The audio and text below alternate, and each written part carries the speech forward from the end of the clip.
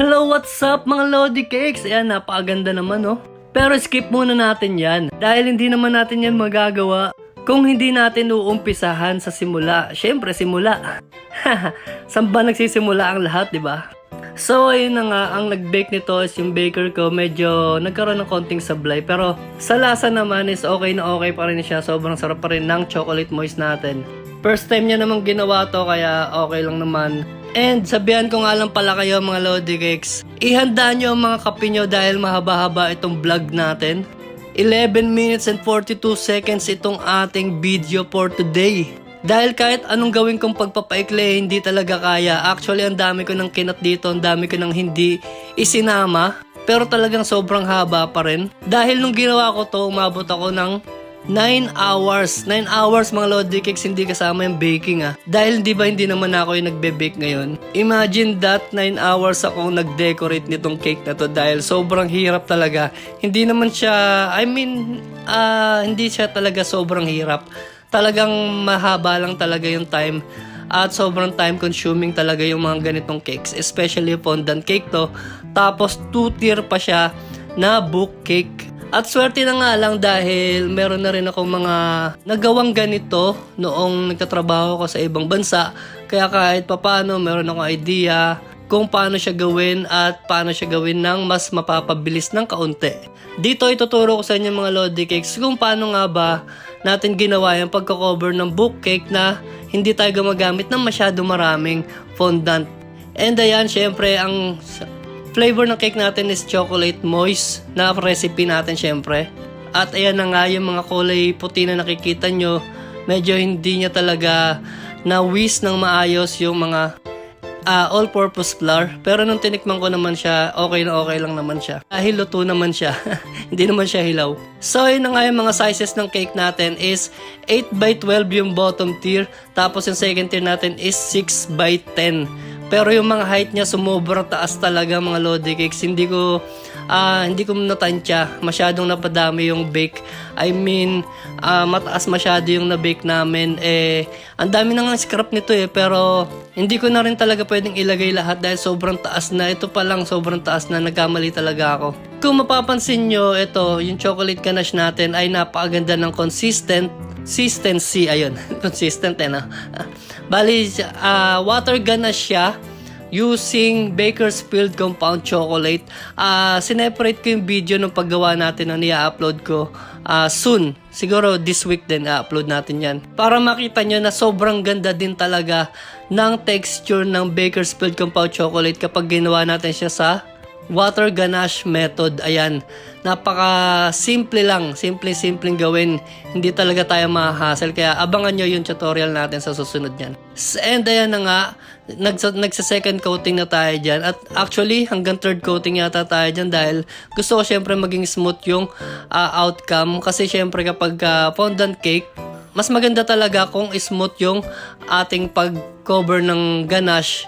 Magre-reflect din talaga yung texture ng fondant natin kung ano yung side or outcome ng ating ganache. Kaya kailangan makinis. Siyempre pag makinis yung ganache natin, makinis din yung fondant natin. Kapag bako-bako yung pag-apply natin ng ganache, bako-bako din siyempre yung fondant natin. Ayun, always make sure na maganda yung pag-apply natin ng ating ganache. Naman natin to titipirin dahil malaki-laki naman yung value, yung price ng ating cake. Kaya sabi ko sa inyo, lagi nyong gagawing tama yung pagpipresyo ng mga cakes natin. Wag natin tipirin para hindi rin natin tipirin yung mga ingredients na gagamitin natin. So ito na nga yung EMF natin na napakaganda at napaka-smooth. Tignan nyo naman sobrang flexible and pliable, di ba? Napakaganda at puting-puti talaga siya. EMF syempre, sa mga gusto mag-enroll nito kay Chef Emily, PM na kayo sa kanya. Meron siya mga admin at malaking tulong talaga to sa mga business, especially tawag doon, beginner friendly siya. Ito, tong ano na to, dahil hindi talaga siya mahirap gamitin at napaka-smooth din naman, lalo na kung magagamay mo talaga siya. At bukod doon, napakamura nito kumpara syempre sa mga roll fondant na mabibili natin sa baking store. Ayun nga lang, tayo mismo yung gagawa nito, from scratch talaga siya. Pero sobrang tipid naman. natin kailangan sobrang taas ng fondant cakes natin dahil dito pa lang makakamura na tayo kahit papaano.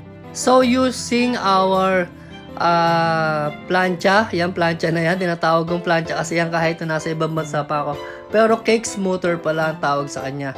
Yan, ini-smooth lang natin at gusto ko lang makuha yung mga dulo niya kasi nga book cake to, kailangan matulis yung dulo niya, kumbaga sharp edge yung dito sa may baba, sa dalawang gilid niya. At na-achieve naman natin yon, kita nyo naman dyan sa ginagawa natin. Tapos nagmamark na lang tayo dyan using our ruler ng parang layering ng mga books, yung pages niya para maganda siyang tignan at 3D talaga siya. Ganun lang, same process pa rin tayo para sa ating second tier. Kung ano yung ginawa natin doon sa may first tier, ganun din dito sa ating second tier. Same na same lang. At medyo risky lang to dahil syempre wala siyang mas malaking board. Yung board niya kasi eksakto lang kung anong size nung pinaka-cake. Dahil nga second tier siya, kaya medyo risky lang siya. Hindi siya madaling gawin kumpara doon sa first tier natin na may malaking board. Actually, yung board na kinamit natin sa first tier is 14 inches na siya, pero ang liit pa rin talaga. Akala ko sakto-sakto na siya dahil size 12 lang naman yung bottom tier natin, pero sumobra pa rin kaya kinailangan ko talagang mag-cut ng kaunti doon sa ating 8x12.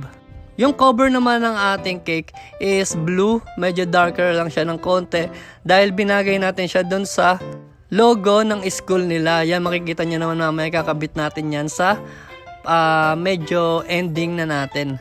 And kung napapansin nyo, diba sukat tayo na sukat ng ruler dyan dahil yun talaga yung importante. Lagi tayo magsusukat para hindi tayo paulit-ulit ng trabaho.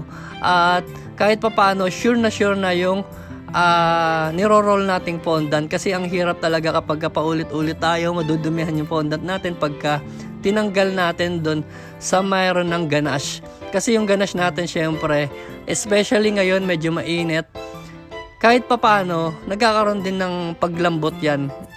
Dahil sobrang init nga ngayon. So kapag nilagay natin siya sa, yung fondant nilagay na natin siya doon sa may surface ng ating ganache, especially kung white, mahahawaan at mahahawaan talaga yan. Kaya ang sabi ko sa inyo, dapat make sure lang na sukat nyo talaga bawat nilalagay nyo para hindi tayo paulit-ulit. Saka, syempre, malaking tipid din sa trabaho yung kapag sure tayo sa mga nilalagay natin or ina-apply natin dun sa ating ganache. So ayun na nga, sabi ko sa inyo, same process lang naman yung first tier at second tier natin, pares na pares kung anong ginagawa natin dun. Ganon din dito sa ating second tier, kaya yan, sukat tayo ng sukat. Dahil sobrang time consuming nga nito, kapag paulit-ulit tayo, madadagdagan yung oras natin, 'di ba? Mapapatagal yung trabaho natin. And yun na nga, sabi ko sa inyo kagabi, sobrang init, 'di ba? 2 weeks yata, 'di ba, nag-uulan, tapos nung nag-stop yung ulan, hindi na umulan. Sobrang init naman, grabe, hindi ko talaga kinakaya yung init. Tapos eto, fondant pa yung ginagawa natin, kaya talagang tagaktak yung pawis natin sa kakamasa. Kaya ayun, sobrang excited ako sa gagawin nating sa September 1 yung ating apartment cake studio. Dahil yung gagawin natin doon is air condition na. Kahit papaano nagle-level up na tayo dahil syempre kapag air condition yung gawaan natin, sisipagin tayo lalo magtrabaho, di ba? Dahil yung init talaga nakakadagdag talaga ng pagod. Kaya sobrang excited talaga ako na yun. Sa September 1 mag-start na tayo doon. Kahit papaano, unti-unti nabibili ko na yung mga kailangang mga gamit, appliances.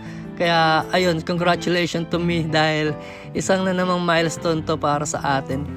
Ito na nga yung sinabi ko sa inyo na hindi ko na mga sinama sa video natin dahil sobrang haba na. At alam ko naman, karamihan naman sa inyo alam na to yung pagkakat ng mga letters. Alam nyo naman na yan. Make sure lang na maganda yung quality ng fondant natin. I mean, hindi siya sobrang lambot. Lagyan pa natin siya ng cornstarch o kaya ng CMC or Tylose powder kasi mas madali talaga siyang ikat. Lalo na yung mga ganito, yung mga tinutusok-tusok para makuha dun sa cutter, 'di ba? Minsan, nakakainas kapag sobrang lambot ng fondant natin. Nakakailang ulit tayo dahil nasisira yung mga letters. Syempre, ayaw naman natin na deform yung mga letters natin dahil hindi talaga siya maganda. Nakakawala ng elegant ng cake natin kapag yung mga letters natin ay deform. And mas maganda talaga kung gagamitan natin sa mga letter cutter natin is yung mga gum paste natin or yung mga Tulad ng corn fondant ba tinatawag ni Inday Panadera doon, or yung same siya ng recipe ni Chef Mark Kevin na Mako Paste yun. Try nyo na rin yun dahil napakaganda din gamitin yun para sa mga letter cutter yan, mga pang letter natin, pang dedication yan. Ayun, batiin na rin natin tong ating celebrant. Congratulations to you, Sir Robin yan, ng batch 2023 ng BSEMC-GD. Wish you all the best yan. Thank you kay Ma'am Rowena sa pag-order nito para sa kanyang anak. Napakaswerte mo dahil ang sarap lang sa feeling ng ganito na ayun nga, nakatapos ka na ng pag-aaral, tapos sobrang supportive ng family mo, especially ng mami mo na si Ma'am Rowena. Sobrang blessed nyo dahil syempre hindi naman lahat tayo nakakaranas ng ganyan. Yung unang-una, yung nakakatapos ng pag-aaral dahil yung iba ay kapos, hindi kaya talaga kahit gustuhin. Kaya sobrang swerte lang talaga. Kaya ang payo ko lang, ako pa talaga nagpayo no?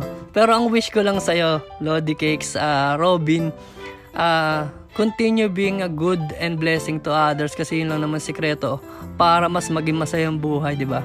Wow, sobrang seryoso. Ayan mga Lodi Cakes, susunod gawa natin ng separate video tong ating human topper na, ayan, chibi style siya, di ba? Napakaganda, napaka-cute. Thank you mga Lodi Cakes sa panonood. Sana may natutunan kayo dito sa ating simple fondant 2-tier book cake. And yun lang, God bless mga Lodi Cakes. See you soon. And bye bye mga Lodi Cakes.